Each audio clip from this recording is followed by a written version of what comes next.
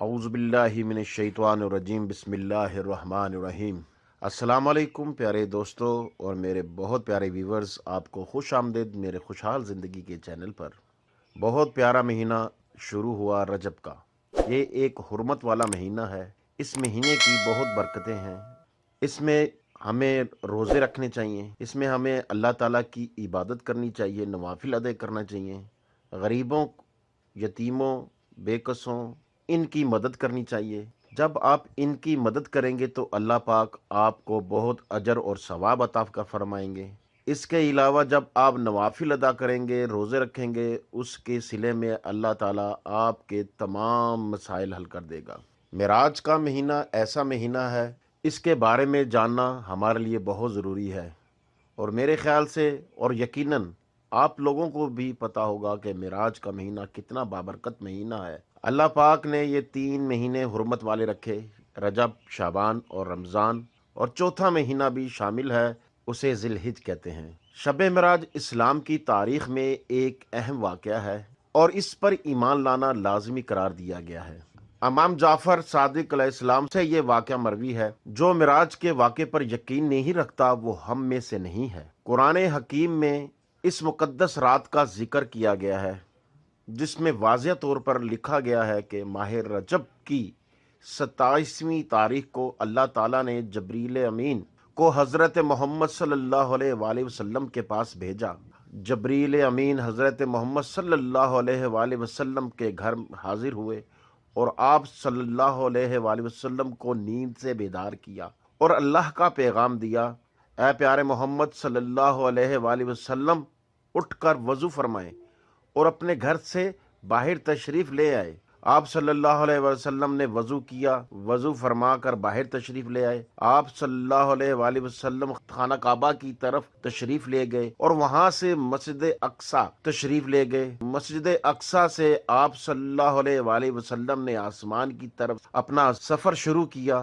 آپ صلی اللہ علیہ وآلہ وسلم سدرۃ المنتہا پہنچے تو حضرت جبریل علیہ السلام نے عرض کیا کہ میرا اور آپ کا ساتھ یہاں تک ہی تھا، اس سے آگے جانے پر میں جل جاؤں گا۔ آگے کا سفر حضرت محمد صلی اللہ علیہ وآلہ وسلم نے اکیلے طے فرمایا۔ اس مقدس رات میں آپ صلی اللہ علیہ وسلم اللہ تعالیٰ سے ہم کلام ہوئے اور آپ صلی اللہ علیہ وآلہ وسلم کو بہت سے مقامات کی سیر کرائی۔ اللہ تعالیٰ نے آپ صلی اللہ علیہ وآلہ وسلم کو بہت سے مقامات دکھائے اور فرشتوں سے ملاقات فرمائی۔ آپ صلی اللہ علیہ وآلہ وسلم نے سب کو نماز پڑھائی۔ اس رات آپ صلی اللہ علیہ وآلہ وسلم کو جنت اور دوزخ بھی دکھائی گئی۔ آپ صلی اللہ علیہ وآلہ وسلم نے طرح طرح کی سزا میں مبتلا لوگوں کو دیکھا۔ اسی رات امت محمدی کو 5 نمازوں کا تحفہ دیا گیا اور ساتھ ہی ان 5 نمازوں کی ادائیگی کے بدلے میں 50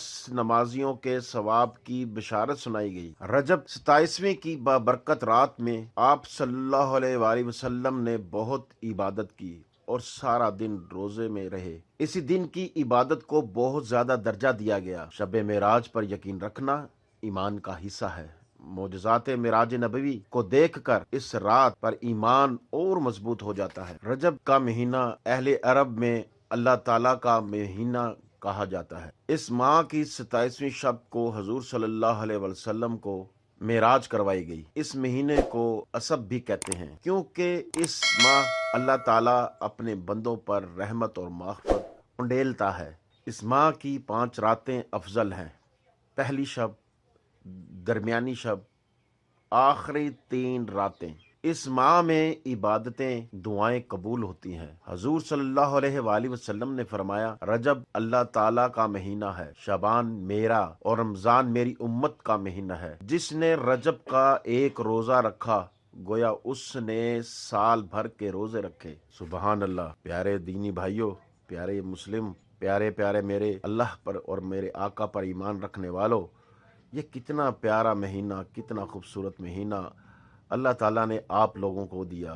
یہ بہت بڑا تحفہ ہے، یہ بہت بڑی عنایت ہے اللہ تعالیٰ کی ہم پر کہ جس نے رجب جیسا اسلامی مہینہ ہمارے لیے بنایا۔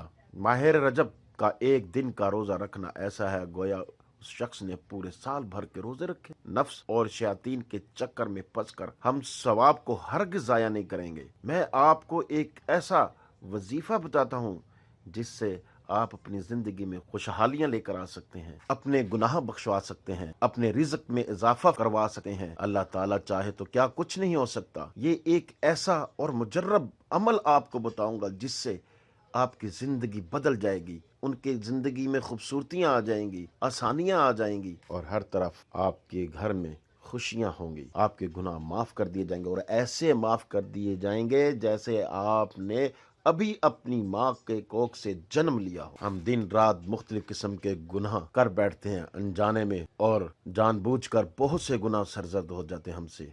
आज ये वो महीना शुरू हो गया जिसमें हम ये सब गुनाह अल्लाह पाक से तौबा इस्तग़फ़ार करके अपने गुनाह बख्शवाएंगे, और हमें यकीन है कि अल्लाह ताला हमें ज़रूर माफ़ करेगा।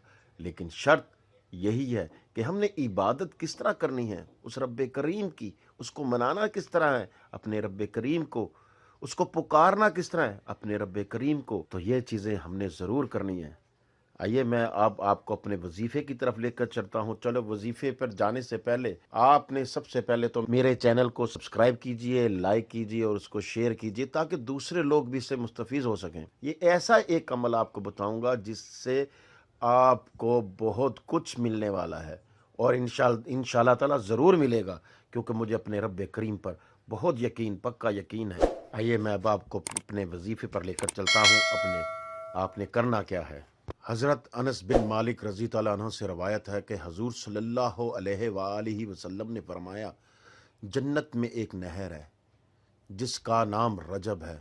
इसका पानी दूध से ज़्यादा सफ़ेद और शहद से ज़्यादा शीरी है। जिसने माह रमज़ान के दिन एक रोज़ा भी रखा, अल्लाह ताला उसे उस नहर का पानी पिलाएगा। इसी तरह एक और रवायत हज़रत अनस बिन मालिक रज़ी ताला अन्हु से है कि हजूर सल्लल्लाहु अलैहि वसल्लम ने फरमाया, जन्नत में एक महल है और इसमें सिर्फ वही दाखिल होगा जिसने रजब के रोजे रखे। और एक और सहाबी हैं हज़रत अबू हुरैरा रज़ी ताला अन्हु ने बयान किया है कि हजूर सल्लल्लाहु अलैहि वसल्लम ने फरमाया कि जिसने 27वीं रजब का रोजा रखा, जिसने 27वीं रजब का रोजा रखा उसको 60 महीनों के रोजे रखने का सवाब मिलेगा। आपने ये वजीफा जुमे के दिन अदा करना है। जब रजब का पहला जुमा आए तो आपने जुमे की नमाज अदा करने के बाद और जोहर की नमाज अदा करने के बाद आपने 2 रकत नफल पढ़ने हैं। और 2 रकत नफल आपने किस तरह पढ़ने हैं वो मैं आपको बताता हूँ। आपने सबसे पहले नियत करनी है, और आपने नियत किस तरह अदा करनी है। या बारी ताला, मैं रजब के पहले जुमे की फजीलत हासिल करने के लिए और अपनी ख्वाहिश पूरी करने की खातर आज के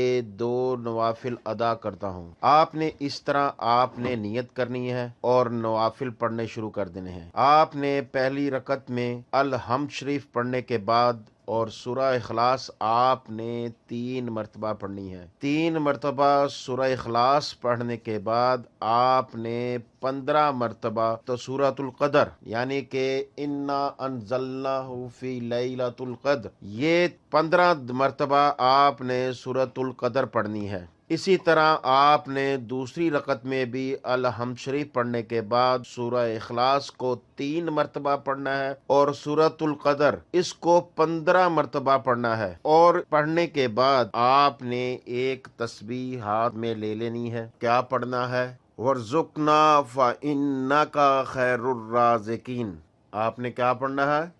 वर्जुकना फ़इन्नका खैरुर राज़िकीन। ये आपने 100 मरतबा पढ़ना है। ये 100 मरतबा पढ़ने के बाद एक तस्बीह करने के बाद आपने अल्लाह ताला से दुआ करनी है, और जो दुआ करेंगे आपकी दुआ कबूल होगी। आप अल्लाह ताला से तौबा इस्तग़फ़ार करें, रिज़्क़ में बरकत मांगें, औलाद के लिए मांगे, बहन भाइयों के लिए मांगे, घर की खुशहाली के लिए मांगे।